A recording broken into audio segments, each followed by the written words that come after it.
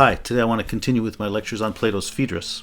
Last time I looked at the first two speeches about erotic love in the Phaedrus, and today I want to complete my discussion of the speeches by looking at the third speech, which people often call Socrates' great speech, in which he now takes on in detail a discussion of the nature of the human soul, the nature of erotic love, and so on. This material is really great. My goal here is to read the Phaedrus as a whole, but even apart from that, the material in this speech is worth taking up on its own. Anyway, the speech breaks down into three basic parts. There's a introductory section where Socrates talks about the nature of madness. Then there's a sort of colorful but technical discussion of the nature of the human soul. And then the last section brings those two together in the discussion of erotic madness, or discussion of erotic love. So I'll go through all those parts, but I'm going to begin by talking about the little dramatic setting that leads into this speech.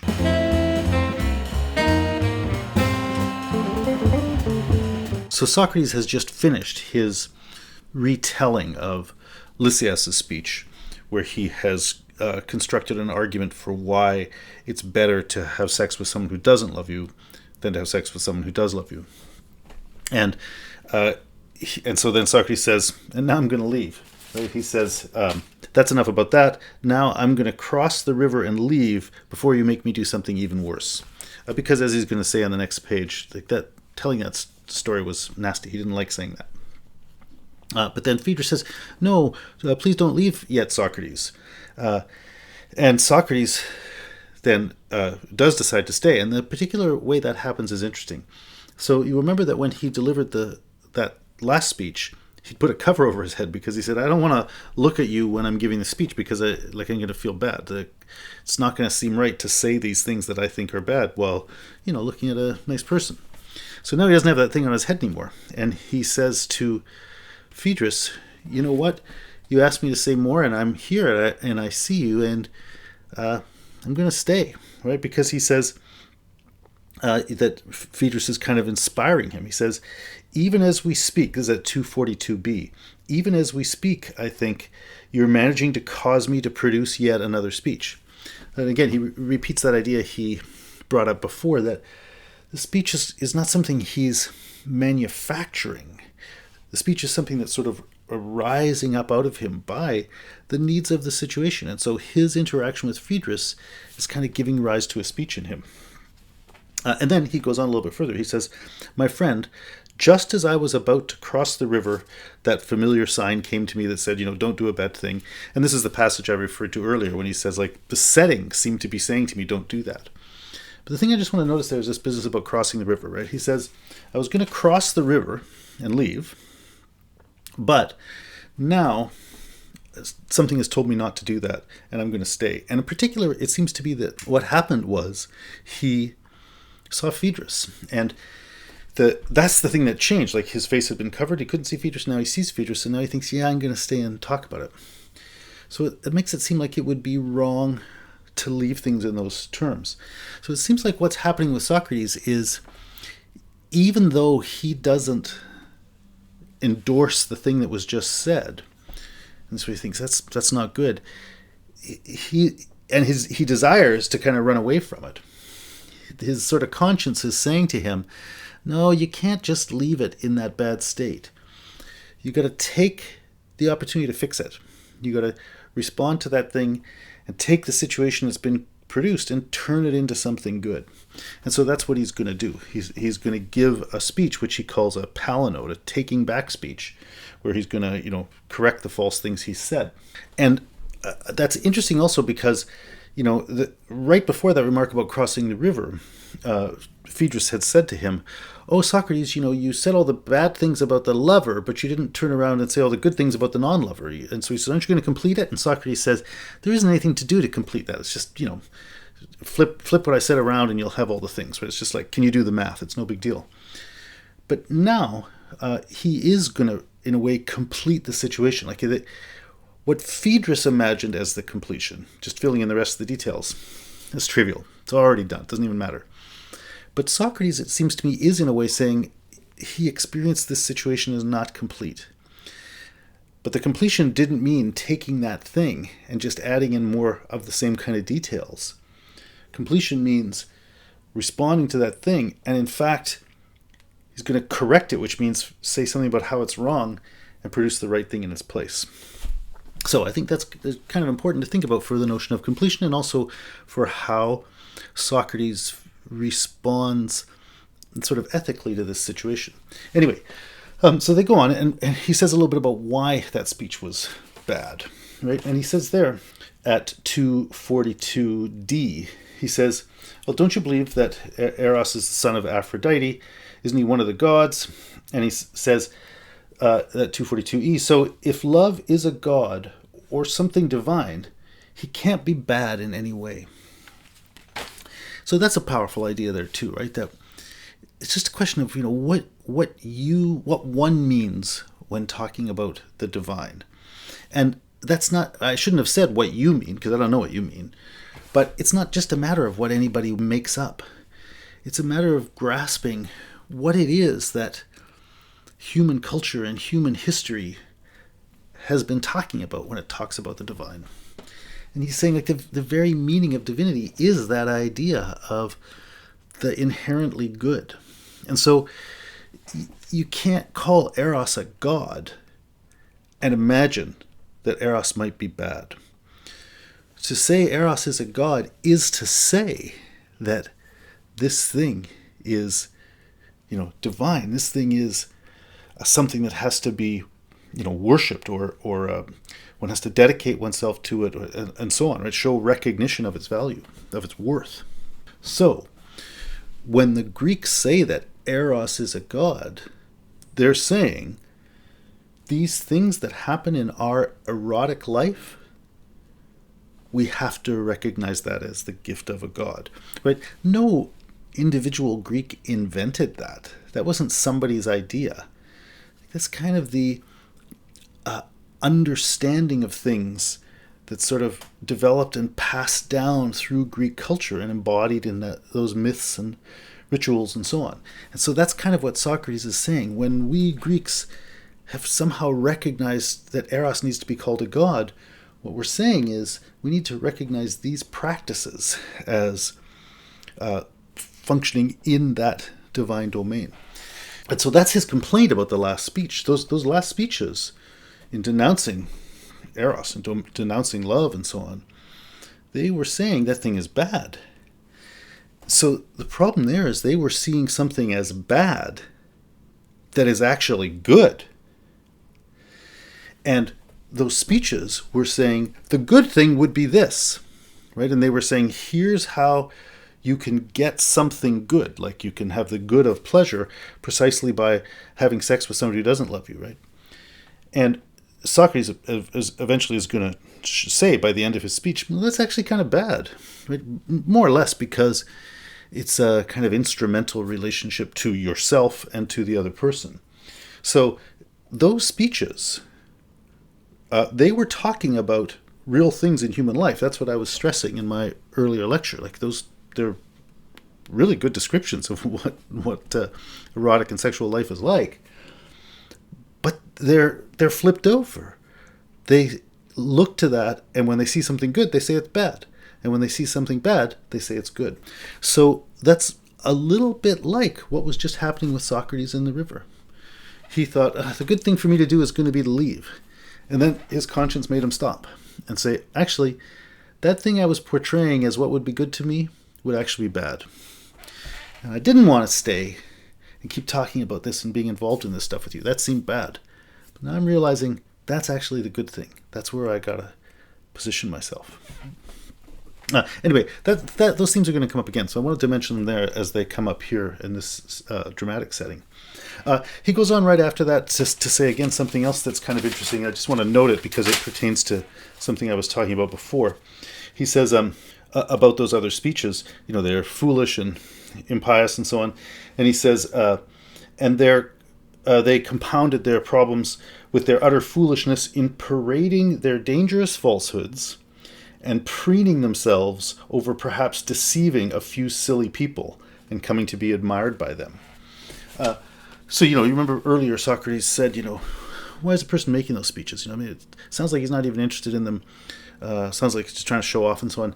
And I brought out from that issue of whether sometimes we actually persuade so that we can take pride in being able to deceive and so on. And that's what Socrates says here. He says that's what really was going on there. People preen themselves over deceiving other people. So I just wanted to alert you to that. Anyway, so now he's going to go in to talk about the palinode, which is going to give a better interpretation of Eros. And one last remark before that happens, he says, those speeches might have sounded convincing to someone, but he says, wouldn't someone, he says a gentle and noble person, really he's saying, an aristocrat like you, Phaedrus, but generally he's saying, wouldn't somebody who's in, who really knows these things think that's not a good account of love? As he says, that's somebody who talks about love that way, you'd think they'd been brought up among the most vulgar of sailors, totally ignorant of love among the freeborn. That's at 243c. Again, the reason I want to point that out is, even though he's obviously wrapped up in sort of class-related talk there, I think it's sort of appeasing Phaedrus's values.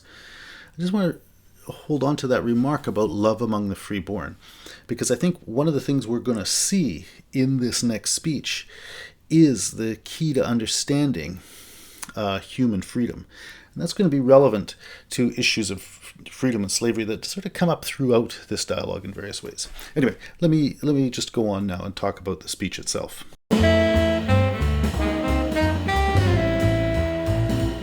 So the speech begins with Socrates addressing the same boy, the same beloved young man who was addressed by those former speeches.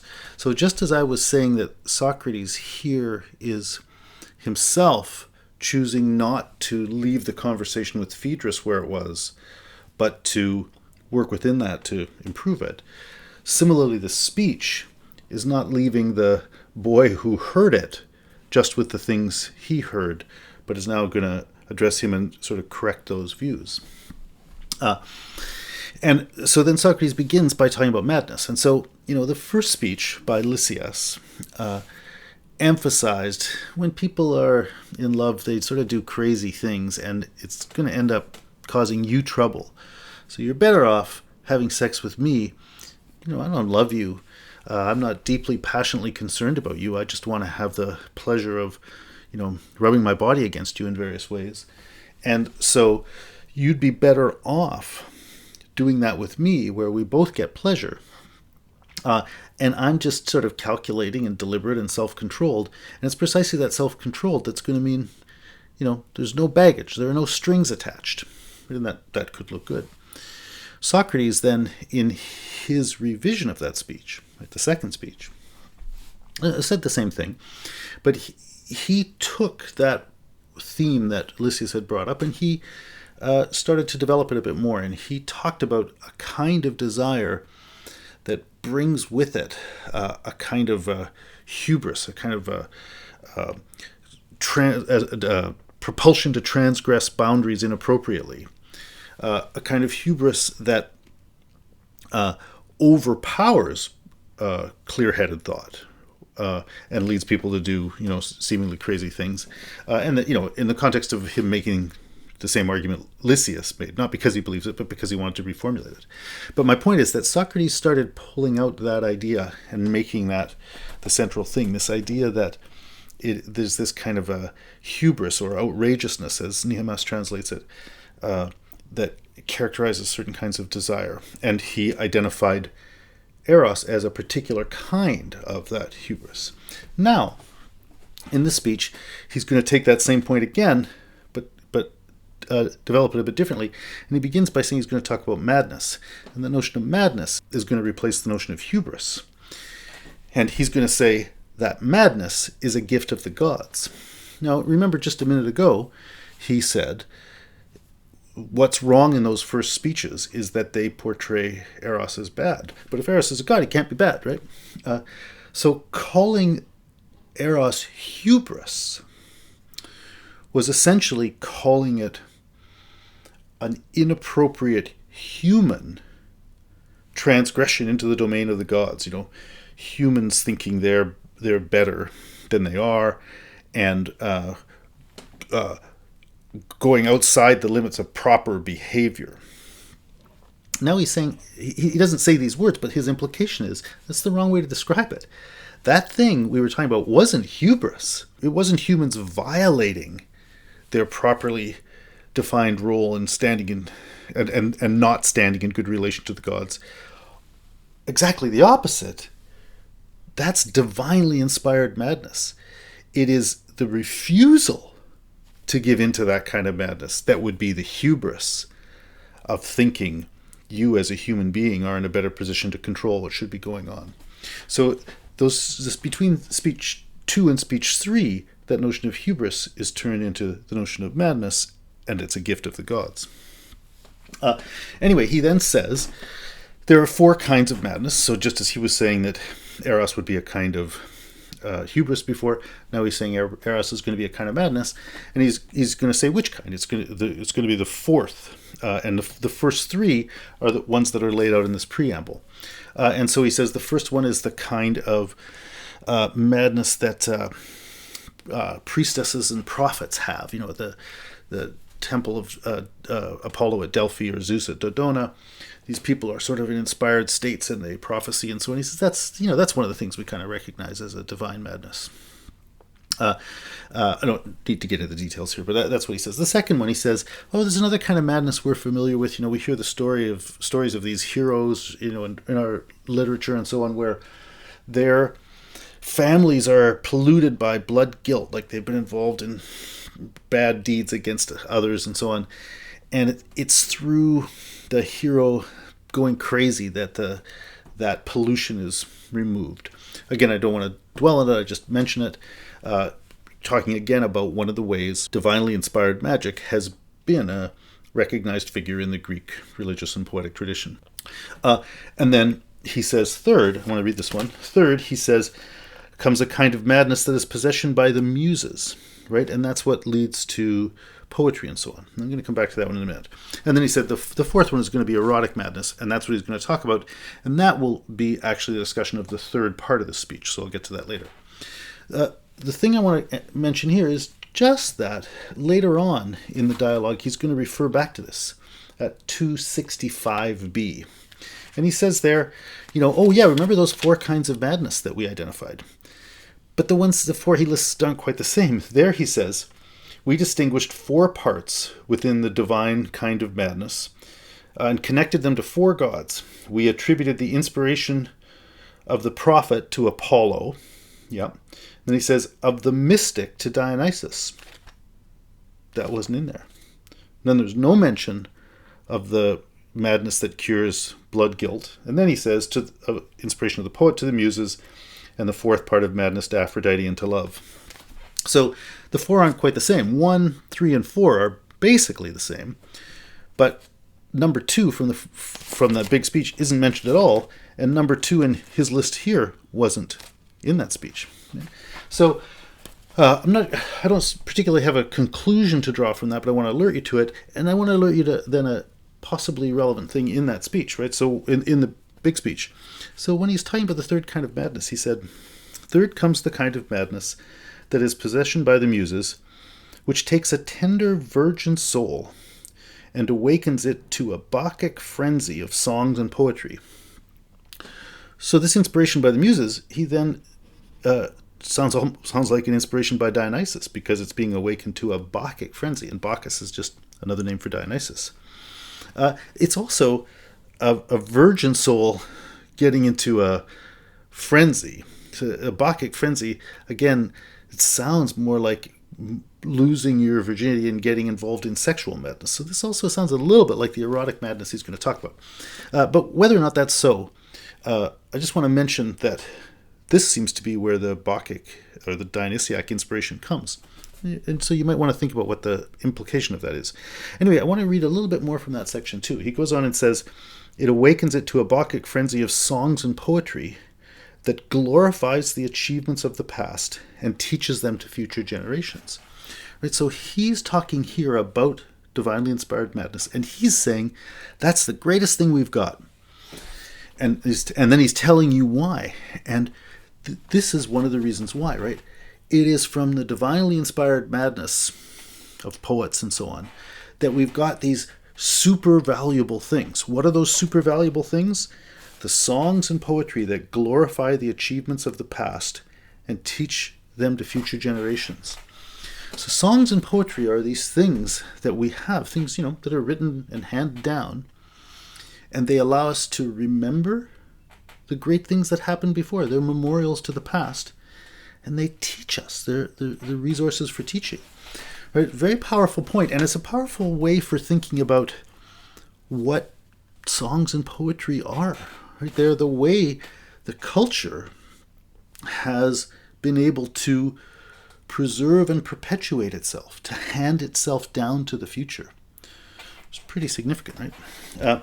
Anyway, so that's the stuff about the preamble. We'll have reason to refer back to a little bit of that later. But then he goes from there to say, okay, I'm going to now talk about erotic madness, and to do that, I've got to talk about the human soul. So I want to turn now to the middle part of the speech, where he discusses the nature of the soul.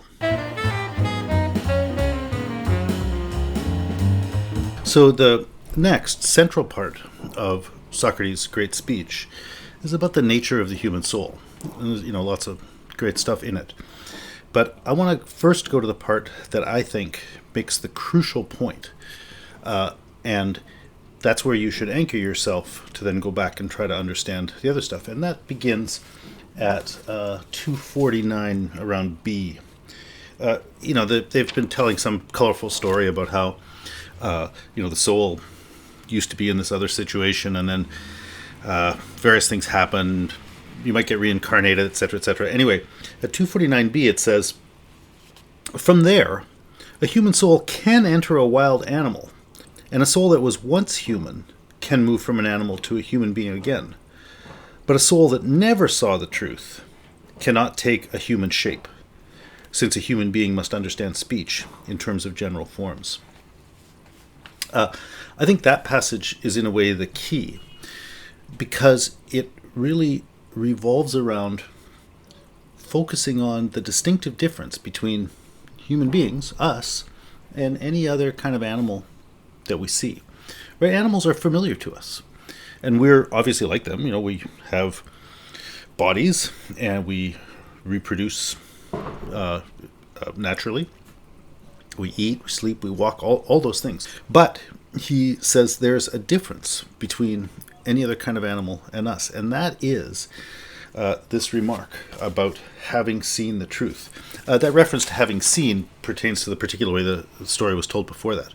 But what it means is, it is intrinsic to the nature of any human being that the issue of truth is alive to them.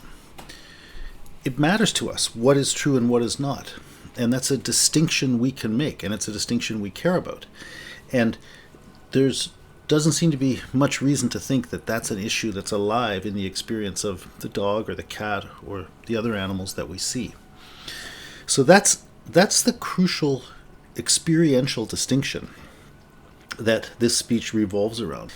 And the thing is, that ability is the ability to, like, the notion of truth isn't the notion of I like it.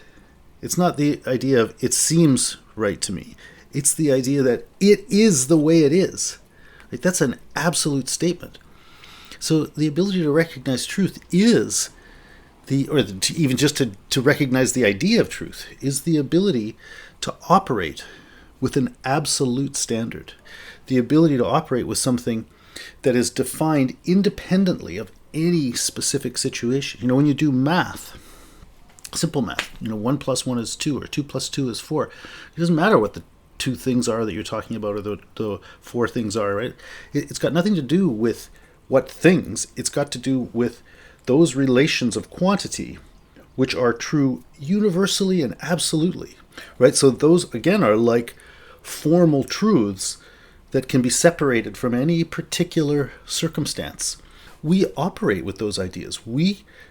Our perspective, we can operate from the perspective of universal, absolute, infinite eternal truths. But again, the thing about those claims, precisely because they're absolute, because they're not defined by any particular situation that they might refer to, also means they can't be explained by particular and contingent circumstances. Socrates makes this point in the Phaedrus. He makes a similar point in the Republic, that when you use a notion like equality, that's the example from the Phaedrus, like you've never actually come upon two things that are utterly and absolutely equal. It's impossible that could ever happen. But you come upon things that are in fact quite different, but you can think of them as equal to each other in certain respects. And so you never actually encounter pure equality, but because you understand the notion of equality, you can see things as relatively equal, in some respect. But the point there is, it's because you know the idea of equality that you can see things as equal. You could never develop or derive the notion of equality from things because you never actually encounter it in those things. They never are actually equals on their own. Right? And so if you're thinking or judging things from a certain infinite notion or absolute notion, that's never going to be explicable by or derivable from relative things that are not absolute, things that are sort of finite and contingent. You can't. There's no number of finites you can use to get to something infinite, to get to the notion of the infinite. So, in your own experience, you find yourself participating in, and you find your perspective compelled by something that's real and true and powerful and potent, but something that isn't derived from you, couldn't be derived from your finitude and your specificity. So he starts, it's midway through the speech, but at the point I'm taking, he makes this distinction between you and other animals, and it's a distinction you can recognize experientially. But once you've made that distinction and you look at that thing, you also see that you have to distinguish yourself not just from animals, but from a domain of reality that you depend upon and that you rely upon, but that can't be explained in terms of you. And that's the domain he's going to call, the divine. Right? You find that reality is characterized by the fact of equality and truth and so on. And those are things you find in the world or find in reality and find yourself answerable to. You can't deny their reality. They're not things you made, and they're things you experience yourself as having to think in terms of. But they are things that you didn't make. They're things that have always been there guiding your perspective and are not reducible to your perspective. So the speech then identifies the human soul by distinguishing it from both the animal and, the gods, the divine. But all that is required to do that is for you to attend to what you recognize within your own experience. And that point is actually continued a little bit more right after that line. So he goes on. He said there are these different ways you could be reincarnated or whatever. We'll talk about that in a minute. But at 248c, he says, of all these different types of soul and so on that he's talking about, he says, any who have led their lives with justice will change to a better fate, and those who have led their lives with injustice to a worse fate, blah, blah, blah. That's how he gets into the talk about reincarnation, actually. But the point I want to bring out is that idea that he's given a list of different kinds of people there could be, which we will go on to talk about in a minute. And the thing he says there is, with respect to any one of those, you can ask the question, have they lived their lives with justice or with injustice? So what that means is, just as the issue of truth is by nature intrinsically alive in the perspective of every person, insofar as they're a person, the issue of justice or goodness is too. Right? Every person in their life faces that intrinsic demand of answering to what is good. So the true, the good, those are things we find within our experience. You don't need anybody to tell you them. They're right there, available to you in your experience. And they testify to a reality that doesn't come from you, but to which you are answerable. So with that in mind, now let's go back and just make our way through the speech.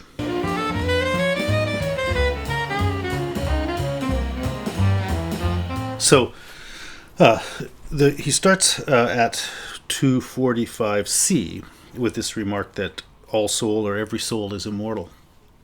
I don't really want to dwell on that issue of what he means in this context by that notion of immortal. And you shouldn't take it as obvious just because you hear that word. You don't automatically know what that means, so you got to work it out. I'm only going to focus on one aspect of that, and that's really the thing I was just talking about. Right? You have inside you a standpoint that doesn't come into being and pass away. Right? The notion of truth is timeless or eternal. That thing in you, that perspective from which you are able to see and judge and assess the world around you, is not defined in terms of that world, but defined in terms that are not reducible to it. So in saying that every soul is immortal, the point that's ultimately going to be is you find within you something that's defined in terms irreducible to the terms of coming to be and passing away of temporal life. But he then makes that point by talking about the nature, not of you, but like not of your perspective, which is what I was just talking about, but of the world around you. So when you look at the world around you, the thing you see is that things move. That's one of the most basic things you would see in the natural world is motion. And so he says, with respect to those things that move, right, which means they started and they stopped and so on, or any living thing begins and ends, he says, anything, this is read at 245d, anything that has a beginning comes from some source, or something had to make it begin. It began from not being there, right? So it wasn't there to account for why it came into being. So it must have come into being from something. But for that source, there is no source for that. Since a source that got its start from something else wouldn't be the source. It would just be exactly that thing that you were trying to explain. So he says, moving things, things that start and stop with respect to their motion can't ever satisfactorily be explained by other things that start and stop. So yes, I can roll a ball across the floor and it hits another ball and it makes that ball move. So in a very local sense, this thing whose motion starts and stops initiated the motion in that other thing that starts and stops. But this thing that you're now saying started it, it has to have its motion explained too. And that thing is going to have its motion explained too. Like if you keep using these kinds of things, you're never going to get the thing that explains why this is happening at all. So the totality of things that, start and stop have to be explained by something that doesn't start and stop, right? And so the whole world of things where it's contingent whether or not they are or whether or not they're moving has to be explained by something where it's not contingent whether that's the case. Something whose doing and being and moving isn't explained by something else, but is just its own nature, right? And so that's what he calls a self-mover. And he says that's the principle of soul. Soul he says, is going to be what explains basically why things move, why they're alive, why they change, that sort of thing. That's he's going to say by soul I mean the source of motion in things, right? And so here I was just giving that argument the way he does, kind of at the cosmological level, the level of reality as a whole. But then he's also going to say that same basic thing, about any living thing. You see a moving body. The reason it can move is because it's got a principle of life in it, right? And that, which is not itself a body, it's the animating force of the body, is what makes that thing be alive and move. But he's going to say that later when he says at 246b, all soul looks after that which lacks a soul. Right? Whenever you see a thing that's characterized, a finite thing that's characterized by movement, we're going to say it's ensouled. And again, there's no you can't just make up your own meaning for what soul means. He hasn't said any further thing about it. He's just saying, that's what I mean by soul. By soul, I mean the principle of motion in the thing. It's that which is making it be the case that this, like if you die, you're a corpse, right? The soul is whatever it was, such that that thing that has now become in a corpse, just a bunch of rotting flesh, was a single integral whole that moved and did things on its own, that grew, that was alive, and so on. Anyway, we don't need the details of that. I just want to say a few things about those passages to help you read it, but let's carry on. He says, okay, we're going to talk about, what it is in you that is your principle of motion and so on, the thing that makes you be you, the animating thing in you. And he says, we can't really quite just say what it is, we can only say what it's like. He then gives you this image of a charioteer driving a chariot pulled by two winged horses. We'll talk about that image later, but I just want to carry on with the things that develop there. And he says, when we're talking about you, and we're talking about your soul as that which animates you, he's really talking about that same thing that we started with when I talked about the human soul and your perspective that's shaped by the notion of truth and so on. And so I want to hold on to that because I think that's helpful for the next thing. So he says, he has some story about how souls shed their wings and so on. But in the context of that, here's what he says wings are. He says, wings have the power to lift up heavy things and raise them aloft where the gods all dwell. And so more than anything that pertains to the body, they are akin to the divine, which has beauty, wisdom, goodness, and everything of that sort. These nourish the soul's wings, which grow best in their presence, but foulness and ugliness make the wings shrink and disappear. It's a very powerful paragraph and worth dwelling on. So what are wings? What are the wings of the soul, or the wings of the horses of your soul, or whatever? They're that in you which allows you to rise to the recognition of those things we were talking about before, the ideals of truth or goodness, or he says of things of that sort. He's not going to list them all, but beauty, wisdom, goodness, truth, those ones. Those we've already said. He hasn't got to it yet, but we've already said those are things that are defining for us of our human perspective. We can all find them there. You don't need anybody else to prove it to you. You just have to look in your own experience. And indeed, nobody else could prove it to you. If you can't find them in your own experience, nothing is ever going to show them to you.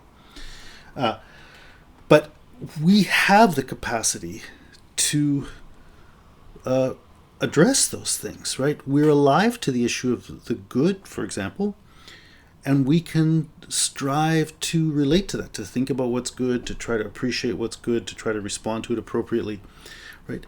So the wings, he's saying, are that within us, which is our power to sort of access and pursue and relate to those ideals.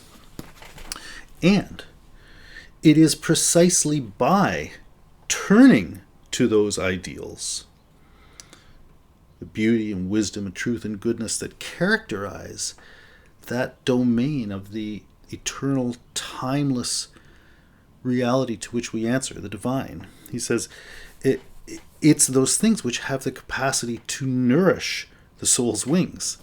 So your wings are your capacity to access those things, and accessing those things is what allows that capacity to grow and develop, right? So there's a kind of interaction here. We could call it your mind, maybe your soul, your spirit. I don't know. You could put a word on it based on the words people have used throughout history. It doesn't particularly matter. It's just there is something in you that is the capacity to recognize those ideals. And it is through the process of working at recognizing them that they do their work of improving and cultivating your capacity to recognize them. Right? So that's sort of back and forth here that I'm talking about. These nourish the soul's wings, which grow best in their presence. But foulness and ugliness, as opposed to goodness and beauty, foulness and ugliness make the wings shrink and disappear. So, your soul is characterized by this capacity to be in touch with and to care about and to relate to beauty, goodness, truth. That's what is the humanity of the human being. It's your ability to be defined by your recognition and answerability to what he's calling the divine. Those ideals, truth, the good, the beautiful. And that which defines your humanity, your distinctive human capacity, is grown and cultivated by engaging with those things.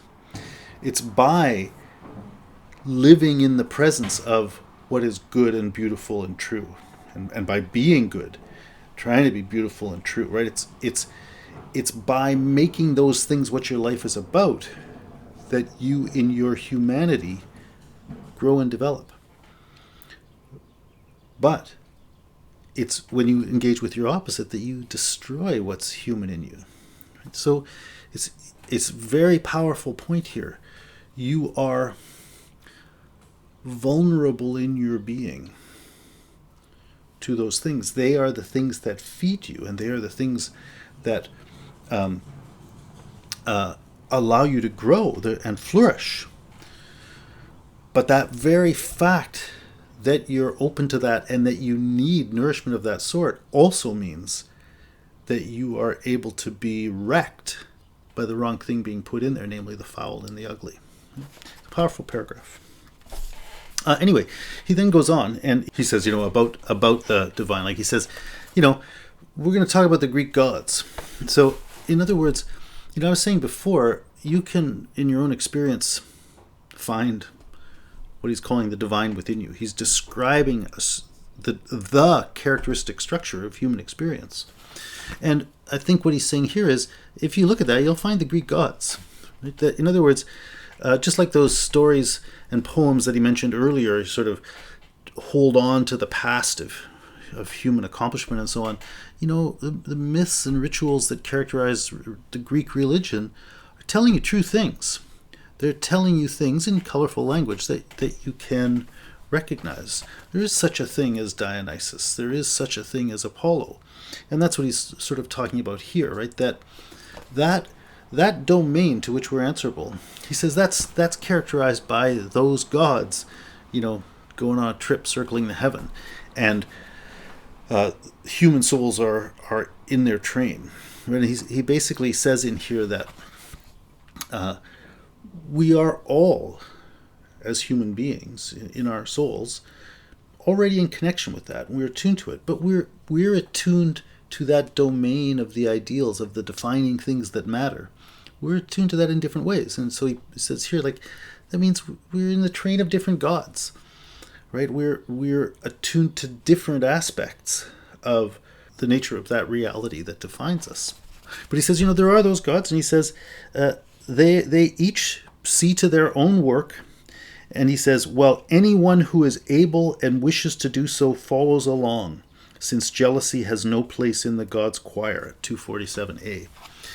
So the point there is, these are the structure of reality. Those gods are there doing their work all the time. And it's recognizable. As I said before, nobody can prove to you that there's such a thing as beauty or goodness or truth. But it's a thing that's evident to you. You can turn within your own perspective and find that. And he's saying that's basically the truth of the divine in general. The different dimensions of that are available. There's no jealousy has no place in the God's choir. That means divinity, the structure of reality, doesn't hold it back and hide itself. Reality shows itself. The nature of reality shows itself, and it's available for anyone to see who wants to look. And as he says, if we carry on a bit further, now around about 248a, he says the gods are circling around in their chariots in that place he calls the Hooper Oranios Topos, the place beyond heaven, at 247c. What does heaven mean here? Well, the heavens means the thing we were talking about back in that first argument, the total domain of things that come into being and pass away, the total domain of nature. Everything that every sort of finite, specific, concrete reality that is. Right? So the heavens means the totality of what we would normally think of as actually existing stuff, the bodily, let's say the physical universe. That's what the heavens are. So a hooper arrhenios topos, a place beyond the heavens, is not some other spot on a map. It's not some other physical location. It's a different kind of reality altogether, and it's the one we've already been talking about, right?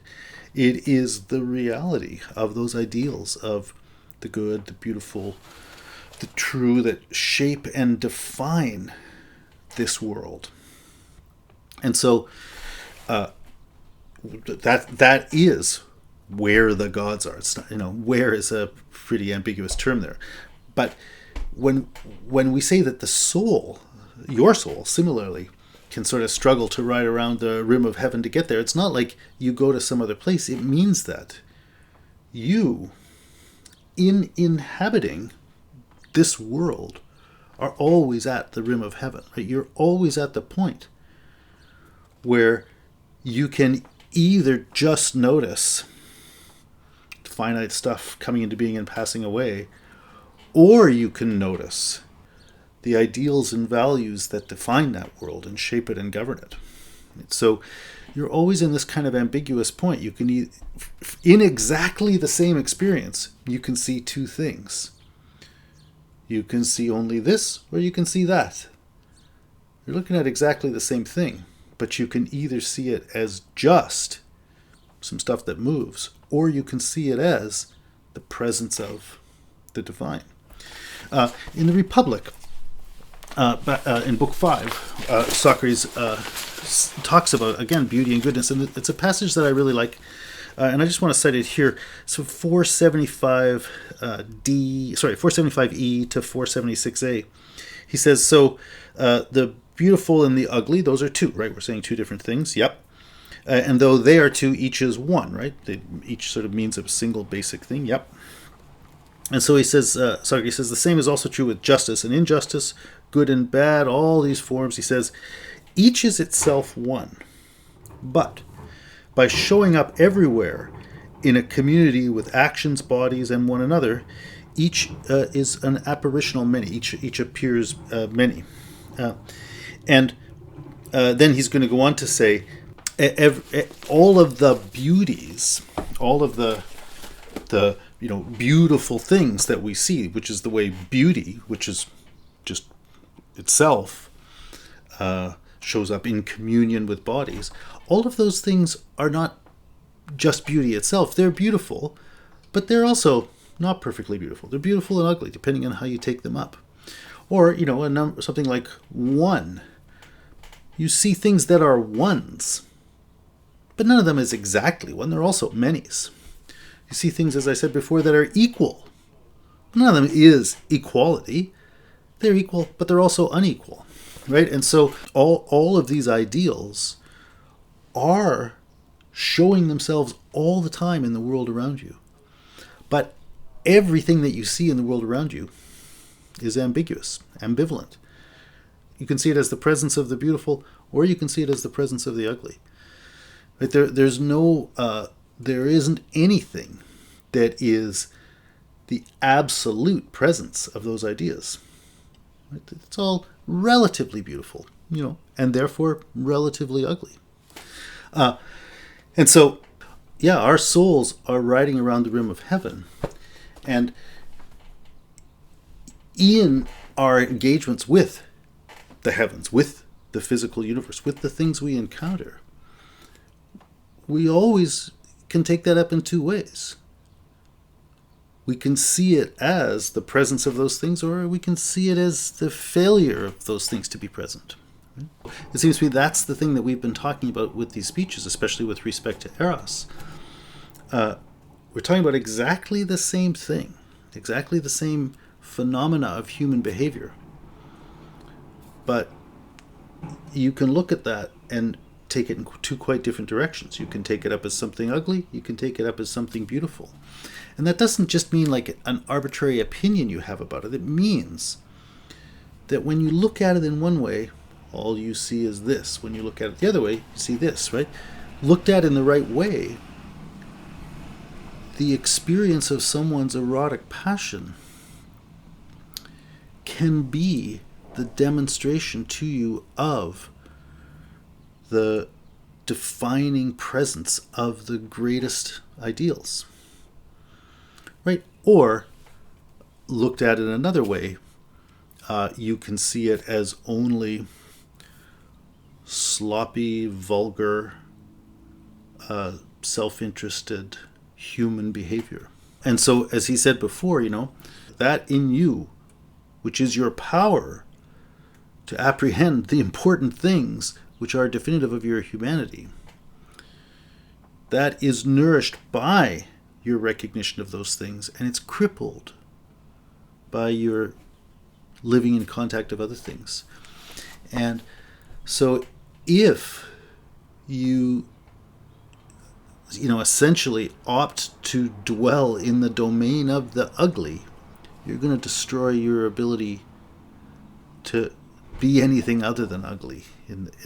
Whereas, if you cultivate your ability to recognize things as how the gods are showing themselves, then you have the capacity to develop yourself in those directions. Anyway, so that's, I think, what he's talking about here when he's talking about the nourishment of the soul and so on. And then one last little thing here, he then says, this relates to the idea of different souls being sort of in the train of the different gods. He says, there are many ways that you can, in your way of being, in your way of being someone, in your way of living, be kind of witnessing to the divine. Right? And he says, like you could witness to Zeus, you can witness to Ares, you can witness to Hera, you can witness to Dionysus, right? All the names of those different Greek gods name these kinds of different ways we can acknowledge the presence of what he's calling here divinity, right? These defining ideals of reality. And so he talks there, and he gives you a list of, I think, 9 different kinds of human soul. There's the lover of wisdom or of beauty. There's the lawful king or warlike commander, the statesman, the manager of a household, or a financier, a krematistikos. There's a trainer who loves exercise, or a doctor who cures the body. The 5th will lead the life of a prophet or a priest of the mysteries. 6th, the life of a poet or a mimetic artist. 7th, the life of a manual laborer or farmer, a demiurgos or farmer. The 8th, the career of a sophist or demagogue, and the 9th of a tyrant. That was 241d and e, the list of these things. The point there is, as I said, that all of these ways are potential ways of witnessing to the divine. That we can recognize the inspiring presence of those ideals in different ways. Some of them are, leadership or caring for a community, in loving wisdom or knowledge, in being a poet, all these sorts of things. It's interesting that the 7th one is the demiurgos. They translate her manual labor. That's okay. I mean, I think it also means sort of the maker, and so on. I think it really means the domain of techne, which is going to be a continuing part of our study. So that is a particular way of witnessing to the defining parameters of reality and appreciating their worth and feeling answerable to them. That's a little different from these ones like the poet and the political leader and the philosopher. Right? Those ones seem to have a lot to do with sort of ideals. This one has to do with grappling with the bodily parameters of reality, to be a technites or a farmer or so on. And then, so I think there's a distinction there. And then this last one, I guess I'm just talking my way through the list, trying to think a little bit about some of the points. The last part has this number 8, the sophist and demagogue, and number 9, the tyrant. So they're kind of interesting because, again, you might think, I guess I can see why calling a carpenter someone who's witnessing to the divine makes sense. But you might wonder why he would say that about a sophist or a demagogue or a tyrant. But I think that relates to the point where he says you can always ask about these people, are they just or unjust? I think what it means is even people doing those things are drawing on the same reality of soul as anyone else. They're using language, they're using leadership, they're drawing on those same gifts, the gifts of the human, those same powers, and they're answerable to justice and injustice in the same way. So even those skills testify to the divine by drawing on these powers that we receive but didn't make. In any case, I think you could get quite a bit by working through that list and thinking about it.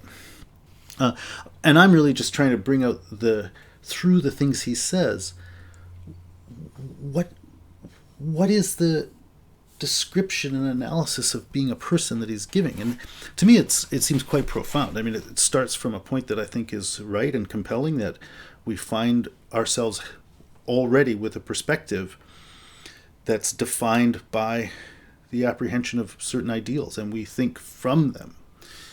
We can't make them. There was never a time when we didn't have them. We're born that way. And that intrinsic characteristic of being a human is different from what seems to characterize any other thing we see. And it testifies to a kind of reality that we depend upon but that we can't make. And then I think the further discussion of this, talking about the way that we can be attuned to different sides of that, and different people, find themselves shaped by their recognition of those things, and therefore are kind of fulfilled in their lives by the activities that address those kinds of things, seems to be very, very gripping. So the idea that you're in the train, different souls are in the train of different gods, I think that's a really brilliant and moving portrait. And then, so just the last thing that I would say then, we're just sort of reiterating a couple of those things, is that, we're all standing at the rim of the heavens, and these different ways we're in the train of different gods point to kind of the different domains in which we encounter that issue of how we're going to take up what we see, which way we're going to look, whether we're going to take our perspective, whether we're going to take up the perspective on the world that comes from occupying that perspective of the hupor uranios topos, or do we live from a perspective that's defined by the terms of that world? Anyway, let me carry on now with the last part of that speech.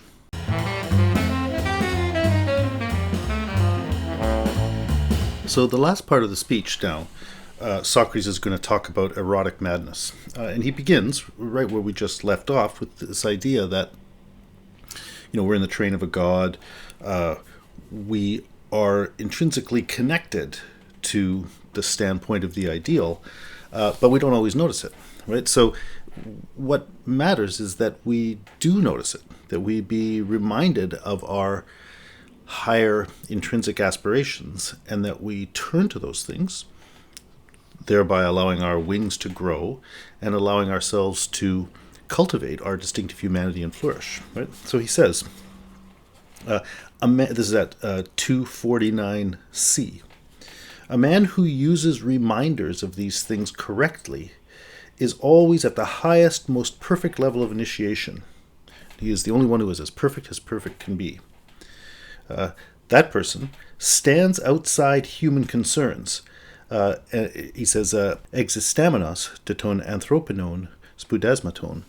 I find that interesting just because the Greek uses exactly the word existence there, and which means standing outside, and very much in the way that the existentialist philosophers use it. So it's kind of interesting. Anyway, he stands outside human concerns and draws close to the divine. Ordinary people think he is disturbed and rebuke him for this, unaware that he is possessed of a god. Right? So that's sort of the overarching thesis for the whole thing. Right? You want to be reminded of that. When you do, that's what lets you fulfill what's distinctive about you as a human being. But in a way, what that human fulfillment is standing above the human concerns, standing above being defined by the concerns sort of daily life, and living from the perspective of that ideal. And a person who does that looks kind of crazy to other people because that person doesn't take his orientation by the sort of petty terms of everyday life and so on. So that's the basic structure, and that's why you seem crazy. And he was going to talk about erotic madness and so on. So the particular thing now is this issue of reminders of our deeper inner nature. And this is where beauty becomes particularly important. So he says, this takes me to the whole point of my discussion of the fourth kind of madness. That madness which someone shows when he sees the beauty we have down here and is reminded of true beauty. That's because, he says, beauty is a very unique phenomenon. Beauty, he says, is the way that the ideal shines through in the real, the way the infinite shines through in the finite. So he says, this is at 250b, justice and self-control, like the good and so on, those things do not shine out through their images down here. But he says, skipping down to 250d, it would awaken a terribly powerful love if an image of wisdom came through our sight as clearly as beauty does. So the thing is, when someone is wise, you can't just see that walking down the street, right? The wisdom is a real thing, but it doesn't manifest itself in any sort of immediate sensory way. So beauty is remarkable because beauty is something you actually see. You actually get at it with your eyes, or I guess in beautiful music with your ears, but especially visual beauty. It's a thing you see. And so some particular thing you encounter, whether it's a tree or a piece of music or a person, whatever it is, a sunset, like you're just seeing some actual thing that's happening, but that actual and contingent thing strikes you with the force of not contingency, but necessity. Not something that's just sort of merely actual, but something that's timeless and eternal, something ultimate, right? When you see something and it's beautiful, I don't just mean that you like it, but when you say it is beautiful, it's like there's something there that is supposed to be seen. And you witness something that bespeaks something higher than the prosaic concerns of everyday life. It's an image of perfection, or you might even say, correctly, an image of the ideal. Right? And so beauty is this unique thing in our experience. Again, he's been going through this, just taking you to experiences we have. Well, think about the experience of beauty.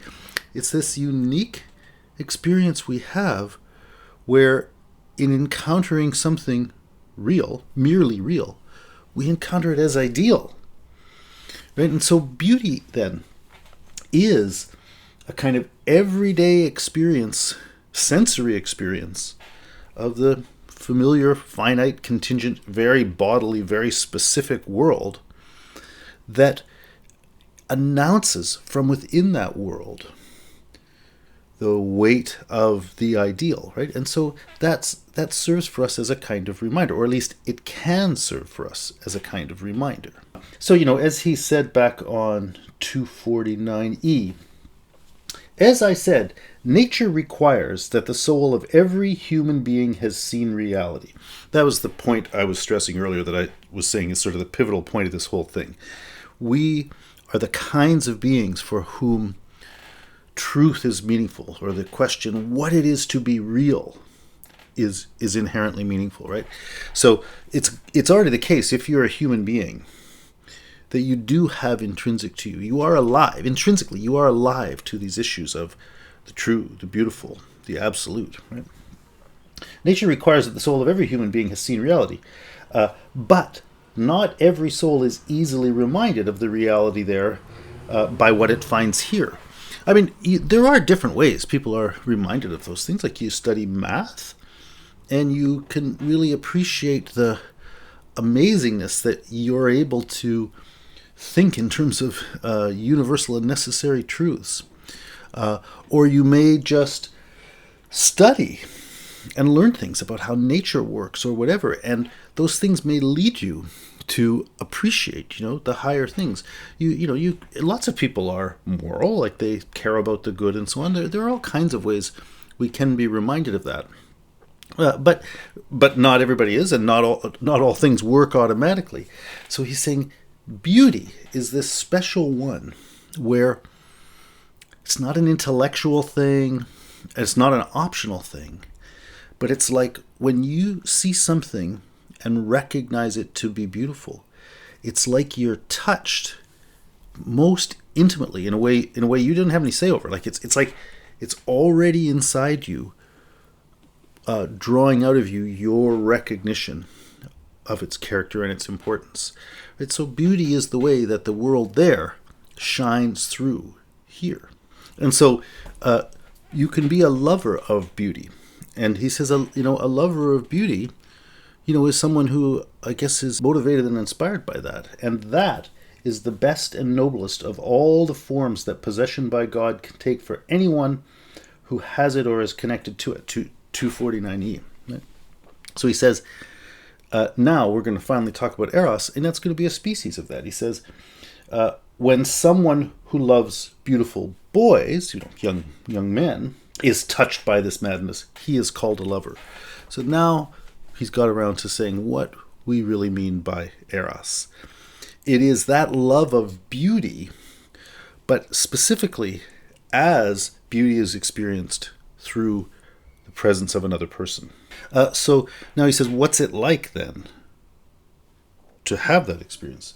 This is end of 250d. He says, a man who was initiated long ago or who has become defiled is not to be moved abruptly from here to a vision of beauty itself when he sees what we call beauty here.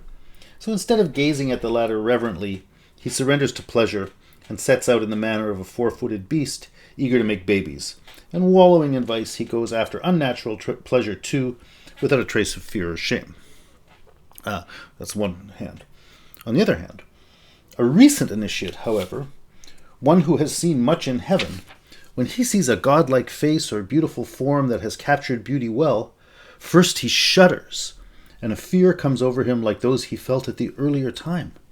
Then he gazes at him with the reverence due a god, and if he weren't afraid people would think him completely mad, he'd even sacrifice to his boy as if he were the image of a god.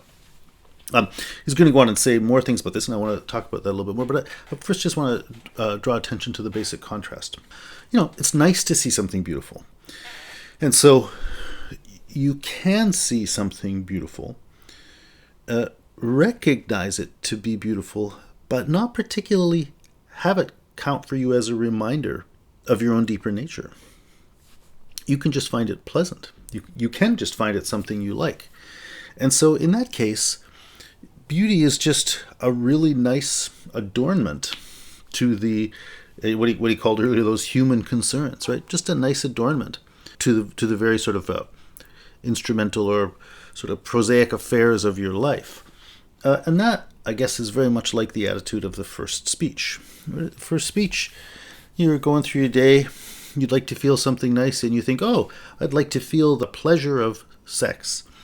And that person looks nice. So that would be a nice adornment to the pleasant feeling that would be a nice adornment to my day, right? That's a way of dealing with beauty and with sex that defines it all sort of down to the little bit it can contribute to your daily affairs, right? But he's saying that there's a very different experience you can have, and that is you can experience beauty as saying, wow, there's actually something greater here that I should attend to, right? So the experience of beauty can be a kind of invitation to notice and care about the higher things, so that in encountering someone as beautiful, rather than thinking how you could use them to adorn your instrumental pursuits, you could be inspired by their beauty to remember the good, the true, and so on.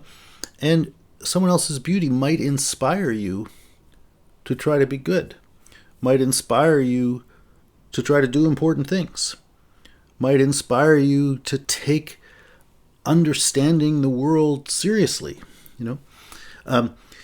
Beauty, in that sense, can then be a kind of inspiration to look up or rather to sort of move up and use the perspective of those higher things as you look at your world.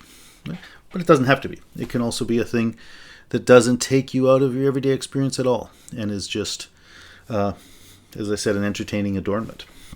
Anyway, his description, though, I think, of what it's like when you really do feel struck in your soul by the fact that you're seeing something important that sort of moves you in a higher way is quite interesting. He says, when you see someone who's really beautiful, it's not automatically your response to think that's just an adornment to instrumental needs. Like, there's something unworldly about beauty, and if you haven't accustomed yourself to ignoring it, seeing something beautiful it's kind of a blow. And as he says, you feel a shudder and a fear comes over you.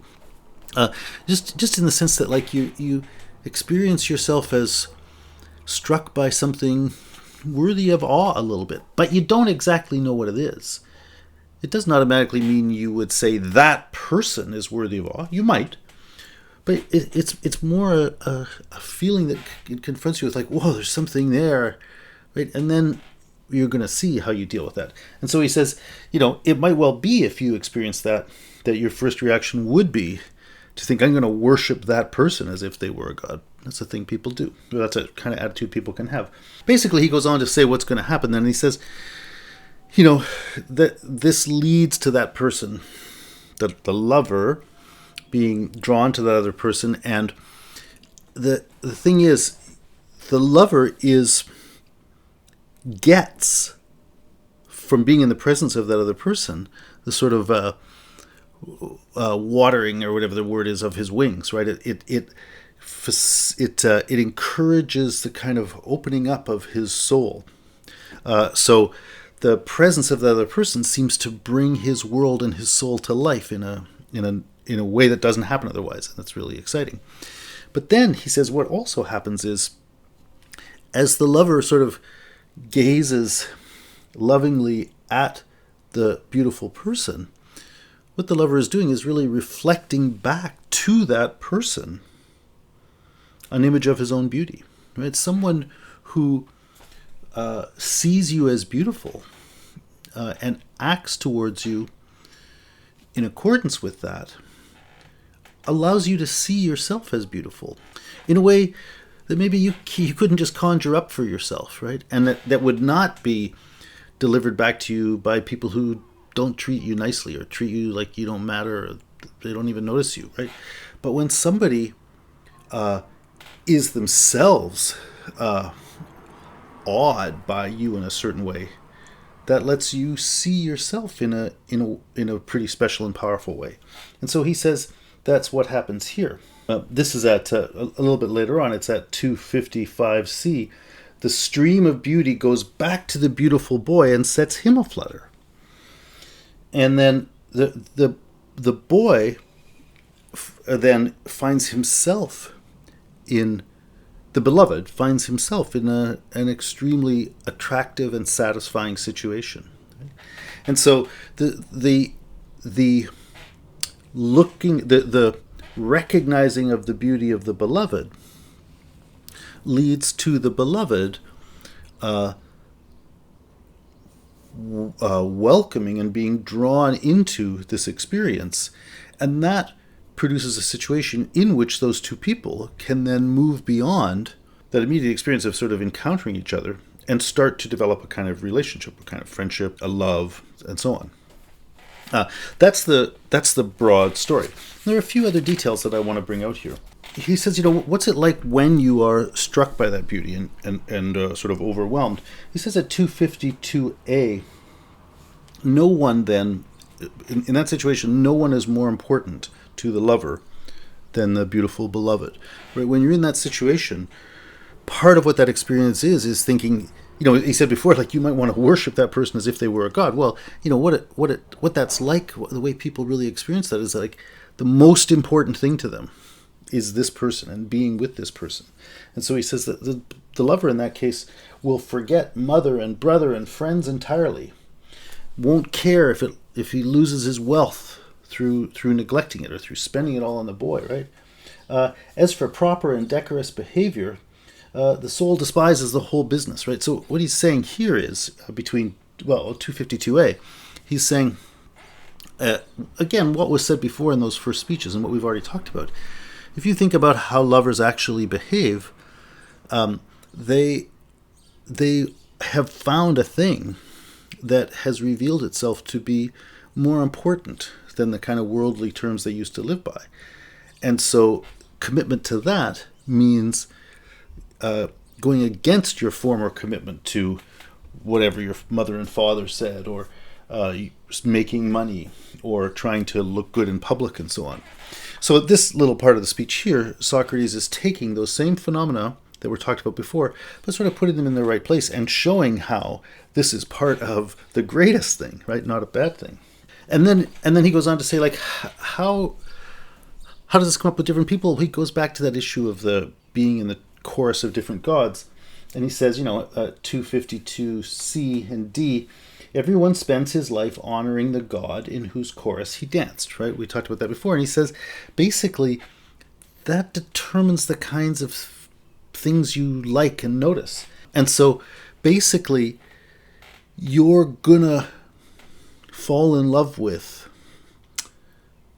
beautiful people who speak to those kinds of things you recognize and care about, right? So people in the chorus of Ares are going to recognize a certain kind of boy or beloved and follow that person. People in the chorus of Zeus are going to follow another. And so he says those who followed Zeus choose someone to love who is a Zeus himself in his nobility of soul. Hera's followers look for a kingly character, etc., etc., etc. They take their god's path and seek for their own a boy whose nature is like the gods. Anyway, so I think this description is really quite good and quite strong. But what it's like to experience beauty, the stages of experience that goes through, and how it is that our particular sort of desires and interests play out, both in this abandoning of certain kinds of worldly concerns in favor of a all-consuming commitment to that person, and also how the kinds of people we fall for are ones who speak to the God we follow, right? Our own inner commitment to a certain way of being. A further thing he says throughout this, he says it about the lover, I guess in that part that came up when he said, he feels a shudder and a fear and so on there. And then also in relationship to the beloved who is first encountering this beauty reflected back and so on. He says, like, these people don't exactly understand what's happening to them. We have these feelings, but we don't really know what those feelings are. And so our own behavior is going to be an attempt to kind of interpret and make sense of those things. And, just like the earlier example of the most basic question of what you do when you see beauty, like, you can have the experience of beauty. Some people, through their living engagement with it, interpret it as a reminder of the ideal. Some people, through their living engagement with it, interpret it as a trivial decoration for instrumental entertainments, right? You see certain things, you feel them, but it's kind of up to you what you're going to do with them, right? So he describes a situation here then that people feel these things, they don't entirely know what they are, and it's through their interaction with each other that they gradually explore them and learn about them. And so one of the things he says about the beloved is that the beloved starts hanging around with the person who really loves them, and they gradually find out, wow, this is really good. It's pretty amazing to be around someone who actually cares about me, right? And new possibilities of life open up in this relationship. Anyway, so this it seems to me is a really good description, really of human experience, and this is the corrective account of eros, what our desires in the encounter with beauty are about, corrective to the way it was talked about in those earlier speeches. And the point he's making here is that thing you initially experience when you're really excited in the presence of another person who is beautiful and who sort of stirs you up. That is the invitation to, that's the doorway into our highest human fulfillments. Now there's one last part of the speech I want to talk about now, and it goes back to what was brought up earlier in the middle part, and that's the image of the charioteer and so on. So it came up earlier, and now the last part of this speech really works quite a bit with that image to try to describe love and sex and so on. And I think it's a thing you got to read carefully, and I think it's got a few little traps and tricks in it.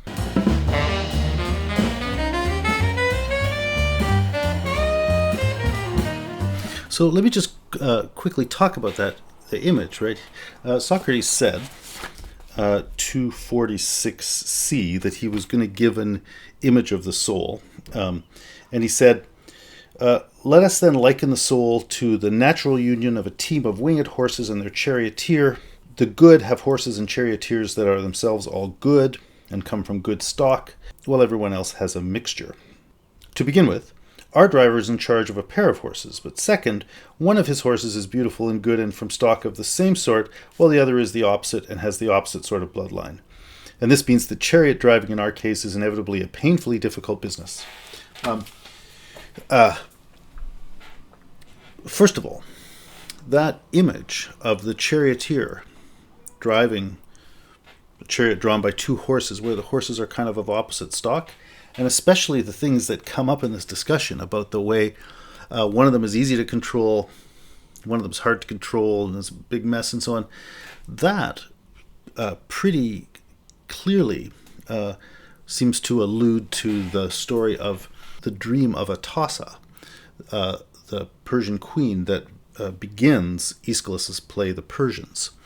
And in Atossa's dream, the charioteer is Darius, and he's trying to yoke together the Asians and the Greeks.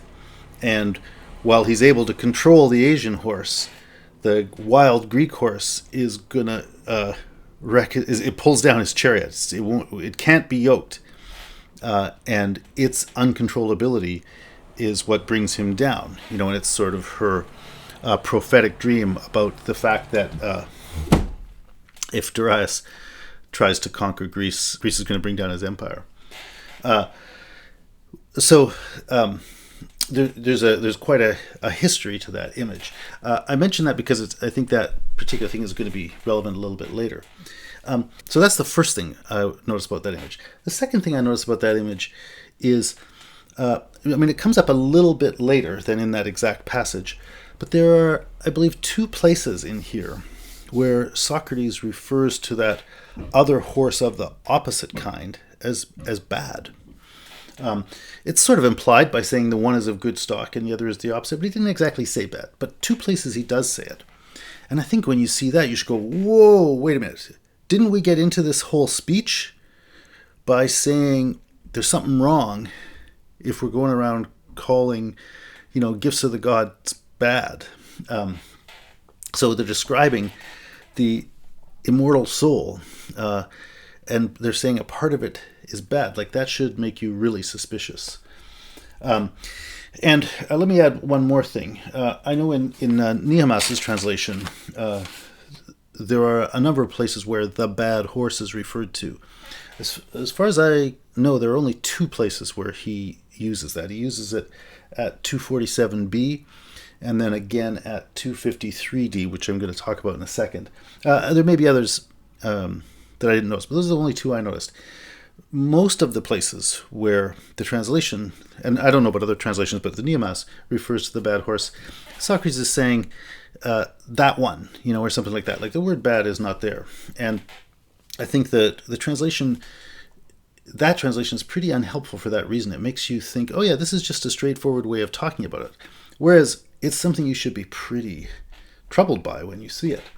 And indeed, Socrates then says at 253d, oh yeah, we referred to the one as good and the one as bad, but we never actually explained why that was so or what we meant by that. And then, of course, he doesn't go on really to do that either. But that, it seems to me, helps underline the need for you to be careful about that. Think a little further about that, too. This image of the charioteer and the two horses sounds very reminiscent of a similar issue that's used in the Republic when they talk about three different parts of the soul. And that's especially pointed around 253d, when they say about the one horse that it's a lover of honor, which is how the spirited part of the soul is described in the Republic and so on. And so this idea of the driver looks very much like the logisticon of the Republic. The good horse, the white horse, looks very much like the spirited part. And then the bad black horse would look like the epithumia or desire.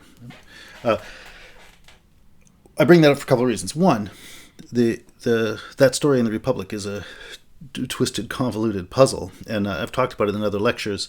It seems to me you have to work through it carefully, and you can see how various ways that the characters use it at different times make not such a good use of it as an interpretation of the soul. It seems like something very similar is happening here. What you should notice here is, in this image for the soul, Socrates gives you the story of this clear-headed, rational, self-controlling driver who's controlling, this spirited horse and controlling this desiring horse that is repeatedly referred to as hubristic. And this desiring hubristic horse is the one that's all erotically charged up. And so in the image he gives you of what's supposed to be going on in the soul, the values and the model are all basically drawn from the first two speeches, right? It's the model of the self-controlling driver who's grappling with eros that is interpreted as bad and hubristic. Whereas we just saw that the thing we're calling hubristic should really be called divinely mad. That's what this whole speech is about. So if there's any character in that image of the soul that is eros, it's the thing that gets called the bad horse.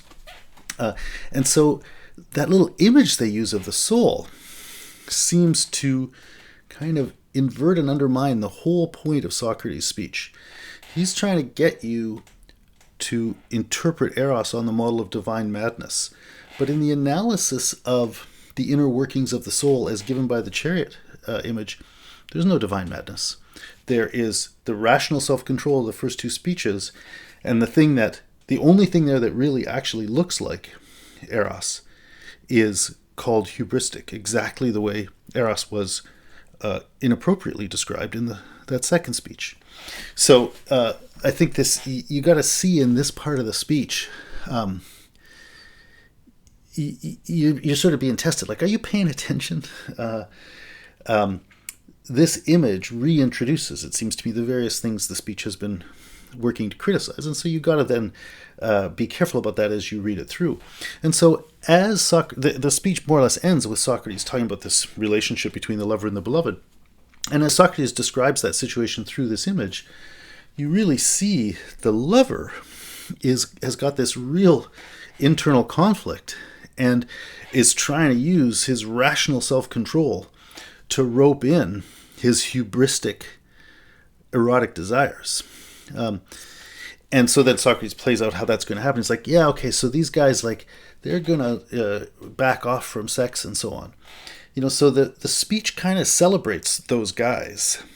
But I think, given all the things Socrates has been telling you about how you need to be thinking and analyzing these things, you have to see that piece of the speech, if you're going to be in tune with what Socrates has been trying to teach you, you have to see that last part of the speech as reverting to the problem of those first two speeches. Anyway, I won't go through and analyze that in detail, but I wanted to alert you to that issue, and especially to think, yeah, be careful when you see that thing about the bad horse. That should clue you into that there's something going on there that doesn't seem quite right. And just going back to the dream of Atossa, that image in the dream of Atossa, it's the same thing. It is the bad horse, the wild, unruly one who won't be yoked, who is the triumphant Greeks, right? That's a play celebrating the Greeks.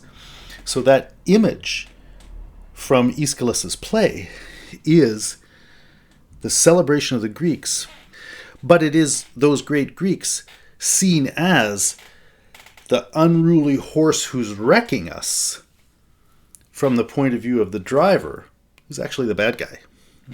So I think that comparing it back to Aeschylus's image leads you to exactly the same conclusion that I'm saying here if you compare the values deployed in Socrates' image to the values that have been discussed in the dialogue so far.